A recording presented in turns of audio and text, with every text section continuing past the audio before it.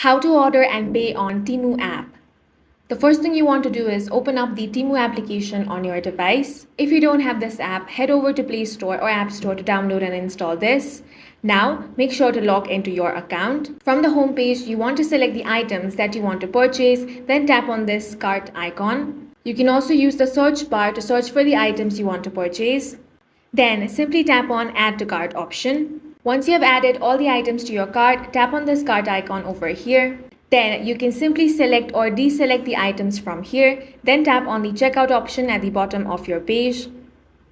Now, you will have to enter your address, so if you haven't done that, make sure you enter your address. Once that is done, scroll down and find the payment methods option. From here, you can select your preferred payment method. If you select your card, you will have to enter these information. Then you can simply tap on the order and pay option at the bottom of your screen. If you have any coupon codes, you can apply it from here.